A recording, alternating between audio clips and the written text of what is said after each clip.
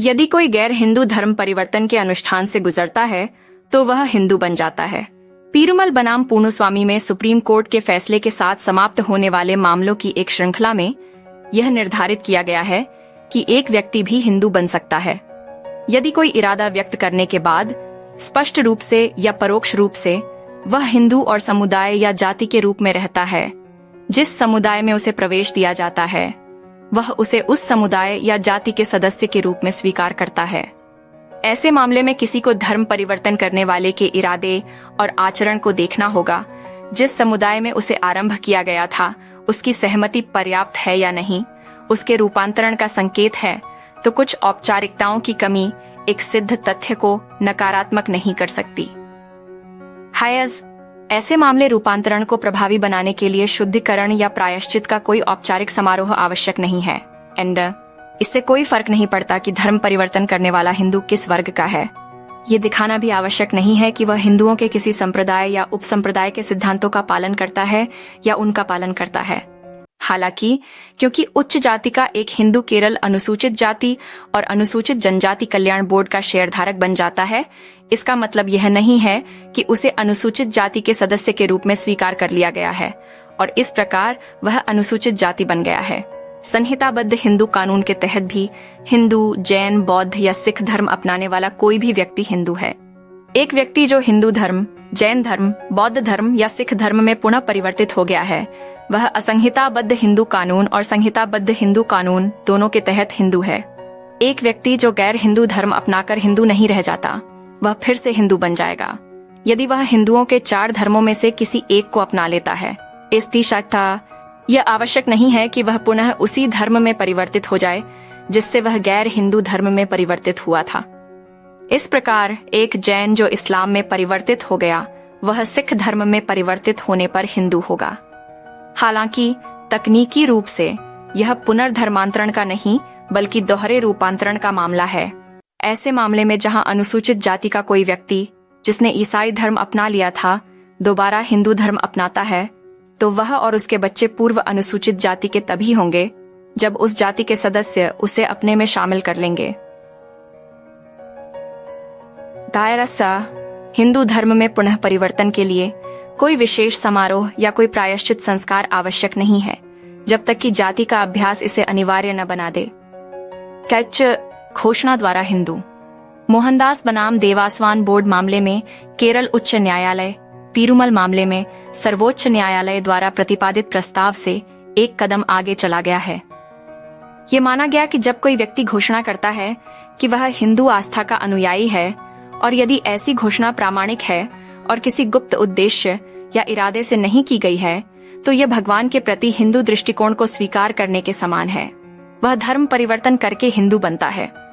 इस मामले में एक जेसुदास जो जन्म से कैथोलिक ईसाई था और एक प्रसिद्ध पार्श्व गायक था, एक हिंदू मंदिर में भक्ति संगीत देता था और एक हिंदू की तरह वहां पूजा करता था। उन्होंने घोषणा पत्र भी दाखिल किया था, मैं घोषणा करता हूं कि मैं हिंदू आस्था का अनुयायी हूं।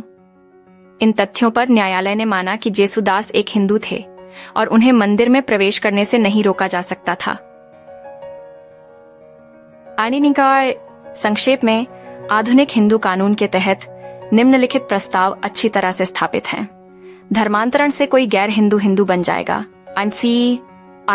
यदि वह उस जाति या समुदाय द्वारा निर्धारित धर्मांतरण या पुनर्सम परिवर्तन के औपचारिक समारोह से गुजरता है जिसमें वह धर्मांतरित होता है या पुनर्धर्मांतरण करता है, या यदि वह हिंदू बनने का एक वास्तविक इरादा व्यक्त करता है, साथ ही उस इरादे को स्पष्ट रूप से व्यक्त करने वाले आचरण के साथ साथ उस समुदाय के सदस्य के रूप में उसकी स्वीकृति भी व्यक्त करता है जिसमें उसे शामिल किया गया था। यदि वह प्रामाणिक रूप से घोषणा करता है कि वह हिंदू है, जन्म से हिंदू। आधुनिक हिंदू कानून के तहत एक व्यक्ति हिंदू होगा। यदि वह हिंदू माता पिता से पैदा हुआ है, यानी जब दोनों माता पिता हिंदू हैं, या यदि वह हिंदू माता पिता से पैदा हुआ है, यानी एक माता पिता हिंदू हैं और उनका पालन पोषण हिंदू के रूप में हुआ है। जब माता पिता दोनों हिंदू हों, हिंदू से पैदा हुए बच्चे माता पिता हिंदू हैं। माता पिता दोनों का हिंदू होना जरूरी, सिख, जैन या बौद्ध। यदि माता पिता में से एक हिंदू है और दूसरा जैन, सिख है या बौद्ध, तो भी बच्चा हिंदू ही होगा।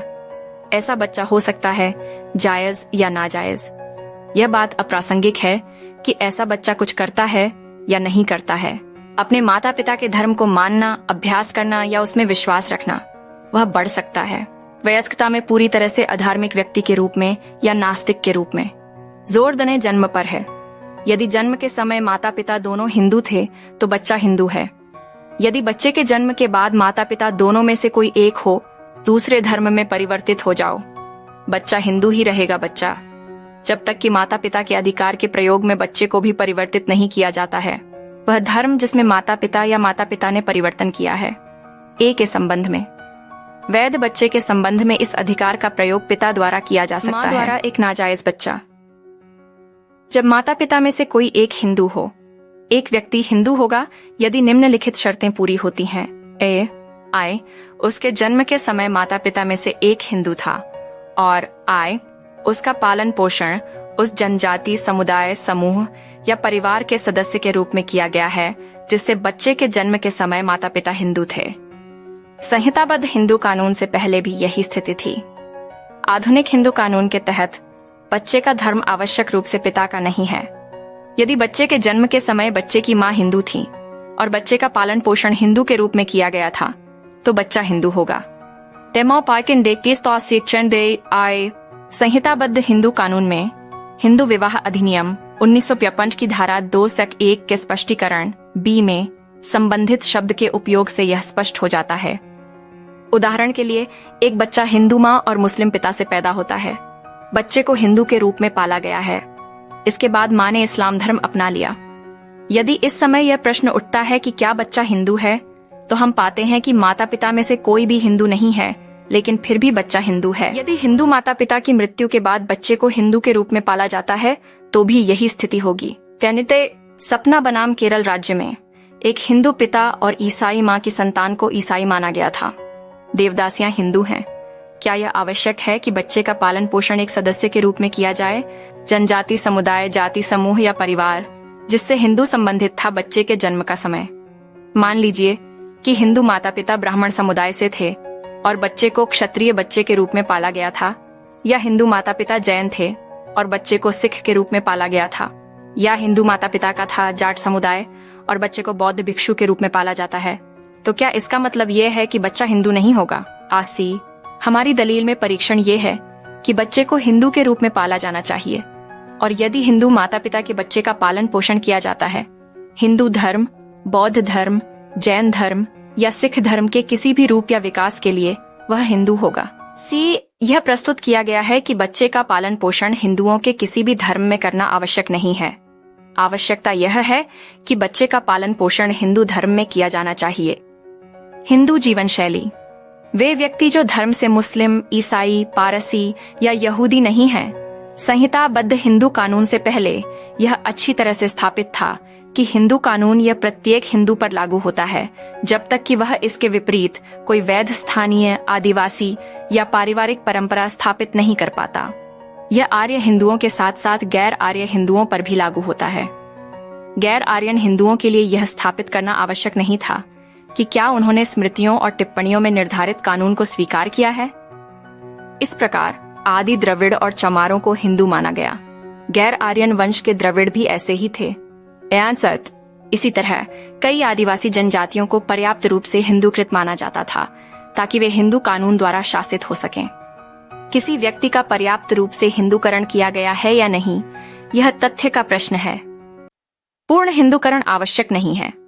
यदि कोई व्यक्ति पर्याप्त रूप से हिंदूकृत है तो उस पर हिंदू कानून लागू होगा।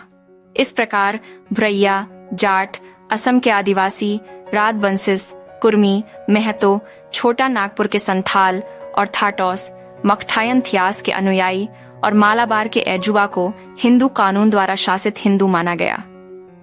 मालाबार में मरुमखट्टम कानून और कनारा में अलिया संताना कानून के अनुयायियों और पंजाब के जाटों और अन्य आदिवासी समुदायों को, जो ज्यादातर मामलों में उनके प्रथागत कानून द्वारा शासित होते हैं, हिंदू माना जाता था।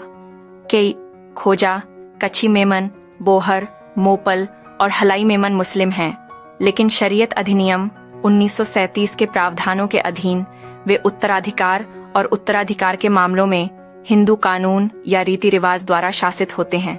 चित्तूर जिले के वन्या तमिल ईसाई विरासत और उत्तराधिकार के मामलों में हिंदू कानून द्वारा शासित होते हैं, लेकिन धारा 14 हिंदू उत्तराधिकार अधिनियम उन पर लागू नहीं होता है।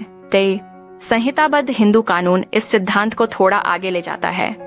इसमें कहा गया है कि जो व्यक्ति मुस्लिम, ईसाई, पारसी या यहूदी नहीं है, वह हिंदू कानून द्वारा शासित होगा, जब तक कि यह साबित न हो जाए कि हिंदू कानून ऐसे व्यक्ति पर लागू नहीं होता है। ऐसा प्रतीत होता है कि धारा 2(1) में अत्यधिक सावधानी बरतते हुए खंड C जोड़ा गया है। कभी कभी यह साबित करना मुश्किल हो सकता है कि कोई व्यक्ति हिंदू है या नहीं। हालांकि नकारात्मक रूप से यह साबित करना आसान हो सकता है कि कोई व्यक्ति मुस्लिम, ईसाई, पारसी या यहूदी नहीं है। यदि नकारात्मक सिद्ध हो तो ऐसा व्यक्ति होगा है, जब तक कि इस धारणा का खंडन यह साबित करके नहीं किया जाता है कि हिंदू कानून ऐसे व्यक्ति पर लागू नहीं होता है। वे व्यक्ति जो नास्तिक हैं या जो सभी धर्मों में विश्वास करते हैं या विश्वासों के समूह में विश्वास करते हैं, इस वर्ग के अंतर्गत आ सकते हैं। ऐसे व्यक्ति मुस्लिम, ईसाई, पारसी या यहूदी नहीं हो सकते हैं। फिर भी यह साबित करना मुश्किल हो सकता है कि ऐसे व्यक्ति हिंदू हैं। संहिताबद्ध हिंदू कानून के तहत ऐसे व्यक्ति हिंदू कानून लागू करने के उद्देश्य से हिंदू होंगे। जैसा कि पहले कहा गया है, ऐसे कई समुदाय, जनजातियां और लोग रहे हैं जो रीति रिवाज और उपयोग द्वारा संशोधित हिंदू कानून द्वारा शासित होते रहे हैं, हालांकि वे वास्तव में हिंदू नहीं थे। ऐसे समुदायों, जनजातियों और लोगों पर हिंदू कानून संहिताबद्ध और गैर संहिताबद्ध दोनों लागू होते हैं। हालांकि ऐसे समुदायों, जनजातियों और लोगों से संबंधित व्यक्ति धर्म या जन्म से हिंदू नहीं हैं। गैर हिंदू से शादी। जहां प्रथा किसी हिंदू को गैर हिंदू महिला से विवाह की अनुमति देती है, वहां उसके बच्चे और पत्नी हिंदू होंगे।